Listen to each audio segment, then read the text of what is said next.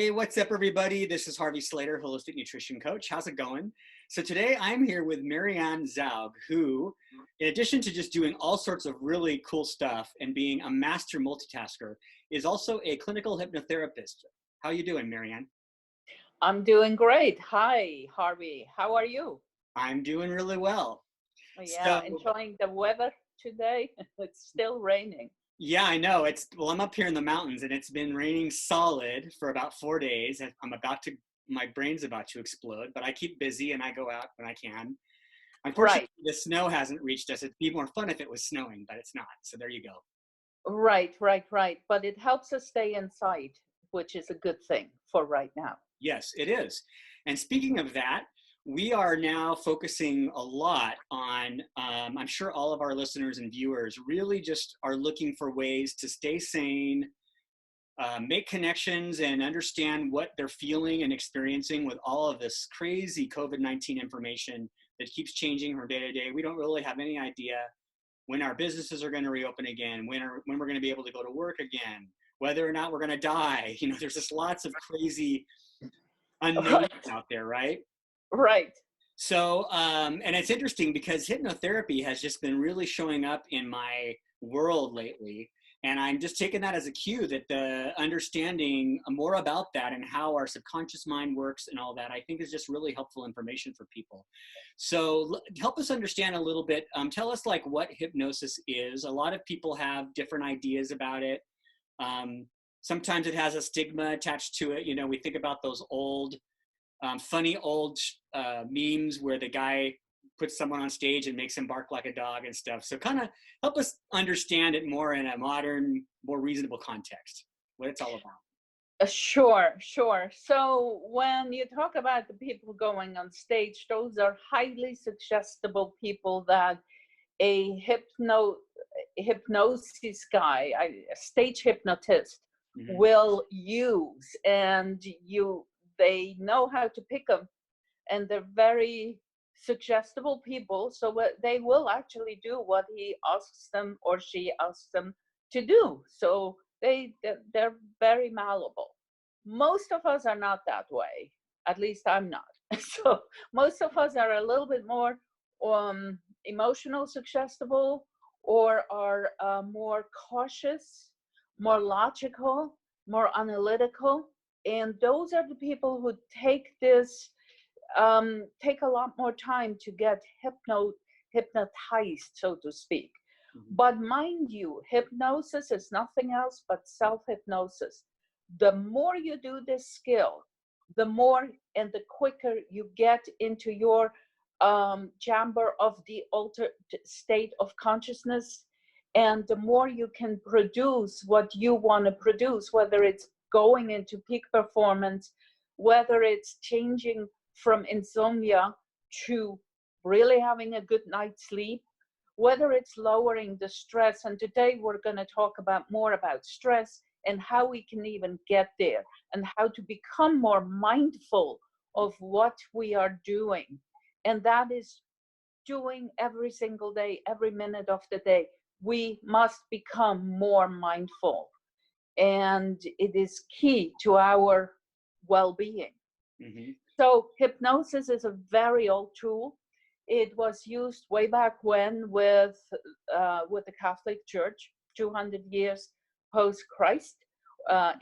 So it's an old modality. However, they used it more for hysteria and depossession and all kinds of stuff like that. Mm-hmm. But as it went then through the history, and I'm going to throw out the biggest known psychiatrist who studied that, and that is Freud. Mm-hmm. Freud with Charcot and Breuer, they started that way back then. That was 1850, roughly 1860. And then Freud came around, and he actually familiarized the medical field with it. And it's basically, it's opening that door, that hidden door to your unconscious. Mm-hmm. So needless to say, with hypnosis, we do open up that door. We are going through barrier, and we are coming into that room where all these habits havoc, the negative habits havoc, whether there is the smoker there, or we want to, we as the hypnotherapist, we want to talk to the reason why this person wants to continue smoking, when indeed it is bad for your lungs, especially right now too. Yeah. So it's that, or drinking too much, or eating too much, or being a chocolate fiend, or being, having these excesses in our lives that eventually, as we age, going into our 50s, 60s, 70s, they come back to basically haunt us. So we tend to work with that unconscious mind that does, because we are not mindful. Right. The psychologist works with your mindful mind, and they work with your behavior. They work more on what's going on right now and help you change your behaviors right then and there. So essentially, myself as a hypnotherapist, I love working with a psychiatrist. I love working with a psychologist because I can help them narrate the wellness path a little bit quicker. They find out, as the professional, they get to the issue a little bit quicker, and then they take it from there and work with the patient for as long as it takes. Well, that's amazing. You just unpacked a lot, and I have a couple follow-up questions. No, it's great. Sure. First of all, I love what you said, because what I just heard you say is that hypnosis can really just be a healthy lifestyle skill, a skill that you develop. Sure. Training how to sort of speak to your subconscious in a healthier way, let's say, right? Right. And then I love what you said also about working with psychologists and psychiatrists, because in nutrition coaching, we call that being a part of an effective team, right? And Correct. I'm finding more and more that with hypnosis and more holistic and other types of modalities emerging more and more, what they call complementary medicine, for example, emerging and more accepted, widely accepted. It's good because we all understand what our scope of practice is, and we can work together instead of against each other to help, to really help the client just achieve really amazing results, right? Right. And especially with hypnosis, I never see anyone beyond a year. Most of my clients I see for 3 months, maybe. And then they're moving on. Working with you, I would work with them on weight loss, or on cravings, or on some specific things that they consistently do unconsciously, but it prevents them from really, cooking well, eating well, and doing what they want for their health and fitness paradigm. So in order for us to have that shift, I would go in and work with them on what's hindering them to actually be the healthier person, so that your nutrition skills really come out and shine for the client. Absolutely. And who would you say, we talked about highly suggestible people getting on stage and barking like a dog, and then we talked about people who aren't as suggestible. Is everyone hypnotizable, or are there some people that this just wouldn't be a fit for? No, everybody is hypnotized. It's a good question. Everybody is hypnotizable. Literally, there are certain mental illnesses it's not conducive to work with. And also, of course, if a person suffered a huge amount of brain damage, those are the people you would not want to work with. They're just excluded. Just but like I probably wouldn't want to work with somebody who's really suffering from an eating disorder, right? I'd want to refer them out to someone else. Absolutely. Yeah. Within the eating disorder, we tend to work with, I definitely work with eating disorder, and then in conjunction with a psychiatrist or a psychologist. Absolutely. And then they come to you to organize their menu. Exactly, exactly. Yeah, And then again, that comes up again for a second time. This is where you're constructing a really productive team to really help you. exactly, exactly. So having said that, so everybody is hypnotizable, but for those very few people that we recognize are, out of that realm. Hmm. So um, the interesting part is the highly suggestible who can go on stage and bark like a dog. There are a few of them. There may be 30% of society actually can do that.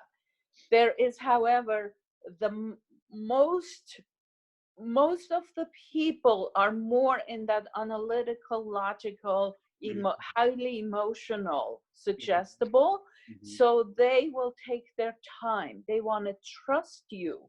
They want to trust me that I really will do what they want me to. They want um, they want me to do what they. So they have the right outcome. Yeah.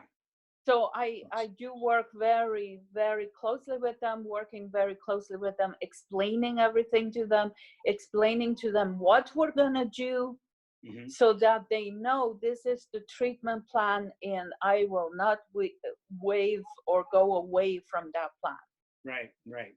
What would you say are the top three most popular types of things that hypnosis is used for? What are the top three greatest hits, for example? Greatest hits. Yeah. Okay. Definitely stop smoking. Uh-huh. Um, Stress, Mm-hmm. Mm-hmm. phobias. Okay. Good, good. So stress, I'm really glad you mentioned that because that's what I want to really talk about, I think, today with what we have left on the podcast. And in phobias, you might be able to work that in too. But right now, so on this video cast, we like to leave the viewers and listeners with something a useful something they can take and try out, right? Just some Right. useful piece of value. So with stress is probably really high with most people right now based on the current situation with the COVID-19 pandemic and all of these, lockdowns and things that people are having to go through, quarantine. All people are giving them all sorts of different words, but none of the words are really that positive, really.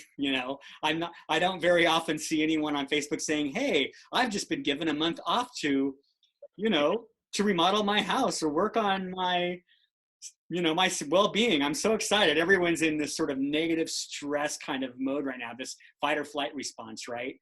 And Right. uh, besides that, also just the added stress of, I wanted to say that I actually think in general, I've been watching everything and everybody, and as a society, I think we've handled this pretty well. I'm pretty blown away. I think it could be a lot worse, right? You know? I I think we're handling it very well. People, government, everybody is pulling together, and it's really helping everyone. Mhm. There is some. I just came across a article uh, in the New York Times, and it's talking about the psychology of resiliency. Mhm. And it is really, we're growing in this adversity. And instead of looking at it as negativity, yes, it is a negativity. Yes, a lot of people are dying. It's horrible what some of the families have to go through. At the Mhm. same time, we are growing, we're becoming resilient Mhm. because we can recognize that we have to slow down, that there is a whole world out there that is online. We still get the food. We still can reach out to our moms and dads and kids and grandchildren, and we can get our food. And so it's like, how do we weave all this together? And I Mhm. think we're doing an awesome job, Mhm. really. So for those So of us who aren't feeling so awesome and are feeling really stressed and overwhelmed, what kind of specific, helpful words can you give us that pertain to what pertain to your area of expertise, things that surefire little ways that people can help themselves deal with the stress? What do you have that you can share with us? yeah, exactly. So essentially, what I'm weaving here into it is the resiliency that we're building. We are going through grief. We have we've been in denial. We've been bartering. We are probably now at anger and depression, and eventually we'll accept this. With that, what we can do every single day is learning to breathe. Mm-hmm. Breathing is something that everybody, the most panicked person, can understand. And with having proper breath work, you actually take control over your body. Instead of everything else is controlling you, you are controlling yourself. So we want to become mindful, and that is a prelude to hypnosis. Every good startup of every single session starts with breath work. So it's as simple as breathe in, 2, 3, 4, hold 2, 3, 4, out 2, 3, 4, hold 2, 3, 4. Simple as that. And what you want to do is sit in a, just sit on a chair. Do not cross your hands. Don't cross your legs, and just be really seated into your diaphragm, and do the breathe in, 2, 3, 4, hold 2, 3, 4, out 2, 3, 4, hold 2, 3, 4, and you keep doing that. You first do it for a minute, then of course you get frustrated with it, then you start again. You do this all the time. Eventually, the masters who are good at it, they do it for 10 minutes, 30 minutes, or an hour. And that is when you become mindful, and you then transition into meditation, and then you can start seeing the world really a little bit better. Well, it's interesting because I wonder how meditation, and you would probably know the answer to this because you studied this, but I wonder how similar from a sort of biochemical, physiological standpoint meditation is, and being in a meditative state to just being in a hypnotized state, right? It's probably about the same thing. It's similar. It's similar. It's not the same. It's similar. There is the alpha, the delta state. So with hypnosis, you go through all the states. With meditation, you tend to stay in a more altered state of consciousness because you're focusing on one specific thing. So stress is not being focused. When you are focused, you're automatically de-stressed. Now, some of you will say, I'm really afraid, I'm very stressed, I'm very worried, I'm anxious all the time. Those people need to bring in the visual, and that's what the hypnosis is, bringing in the visual as well. So think of a beautiful calm sea, or a beautiful landscape in the mountains, or a rainbow, or a waterfall, and just sit with that. So the mind will wander, because the mind will have a naysayer. The naysayer will wander off and do something else. So you bring it back to your lake that is calm and serene. Then you bring it back to your breath. And guess what? You're in control of your mind and your body. And that is really where we want to be. And that is the prelude, and that is exactly the prelude to hypnosis and self-hypnosis. So I have a fun idea to wrap this up. Why don't you demonstrate the breathing exercise on me, and I'll just sit here and do it just to show people, but don't hypnotize me. It really takes a little bit more than that, okay? So just to give everyone an example that they can follow along with, I'm going to sit here and you walk me through the breathing exercise. It's very simple. Okay. So you're sitting very comfortably in your seat. Really feel the seat in your on your bottom. Close your eyes, and then gently begin to focus on your breath. And begin with inhale, 2, 3, 4. Hold, 2, 3, 4. Out. And again, in, 2, 3, 4. Hold, 2, 3, 4. Out, 2, 3, 4. Hold, 2, 3, 4. In, 2, 3, 4. Hold, 2, 3, 4. Out, 2, 3, 4. Hold. And again. In, 2, 3, 4. Hold, 2, 3, 4. Out, 2, 3, 4. Hold, 2, 3, 4. I can keep doing this, but I don't want to. I don't want We're to going to go over. I don't want to go into my Lake La La Land on you guys because I'm supposed to be running this interview. So that's awesome. I think that's really helpful. And how long would you say people should do this for it to be effective? A few minutes? I would do a few. When you get stressed, really fearful, really worried about your job or any of this stuff that we're dealing with, do that a couple minutes.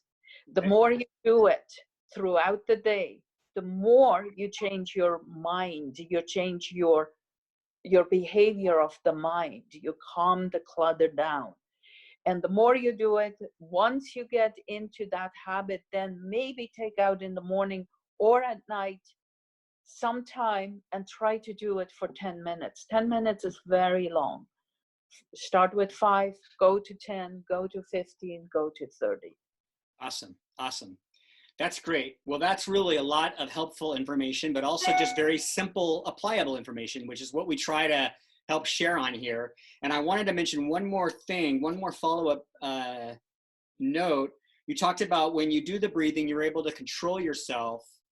And that's one of the things we focus on, especially right now in this situation, is making those 2 lists of inventory of things that are out of your control and things that you can actually control and do and make a difference on. And stopping and breathing is absolutely something we all can do and control and really help ourselves feel better. So that is just awesome stuff, Marianne. Thank you so much for coming on today.